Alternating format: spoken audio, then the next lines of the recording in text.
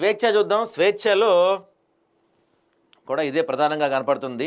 ఢిల్లీ దాకా బహుజన వాటా 300 మందికి పైగా సీఎంలు చేయని కొలగణన చేసి చూపించిన TG CM Revanth Reddy 40% reservation ఇవ్వడని చెప్పి ఢిల్లీలో జరిగిన దాని గురించి రాశారు. ఇల్లుక ఎవరెవరు ఏం మాట్లాడారని చెప్పి పెట్టారనమాట.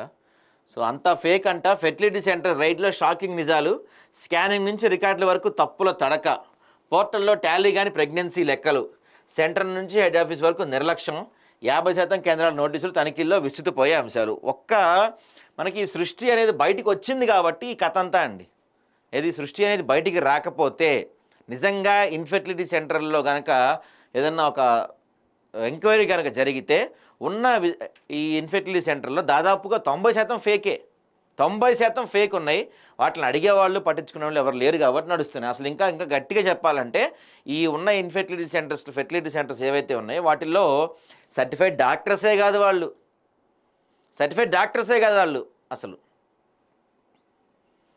ఇక బీజేపీ మైండ్ గేమ్, బీఆర్ఎస్ను డిమోరల్ చేసేలా స్కెచ్, ఆపరేషన్ ఆకర్షణ అనేక మంది ఉన్నారంటున్న నేతలు, ఎవరో వీడబోరంటున్న గులాబీ, పార్టీ మారేందుకు సుముఖంగా అంటూ ప్రచారం. నిన్న ఆయన అధ్యక్షుల వారు రామచంద్రరావు గారు ఒక ప్రెస్ మీట్లో చెప్పారు, తలుపులు తెరిచాం ఇక రావటమే ఆలస్యం వరుసగా అని చెప్తున్నారు. మరి చూద్దాం. ఇక జనం లేకపోతేనే సభ వాయిదా వేశారంటండి. బీఆర్ఎస్ కరీంనగర్ బీసీ సభ వాయిదా.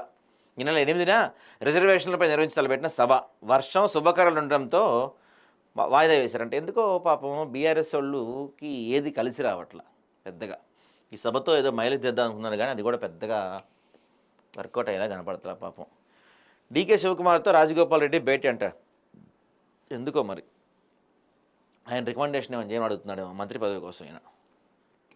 ఇక నెక్స్ట్ ఘనంగా సార్ జయంతి వేడుకలు నిన్న జయశంకర్ సార్ జయంతి వేడుకలు నిర్వహించారు.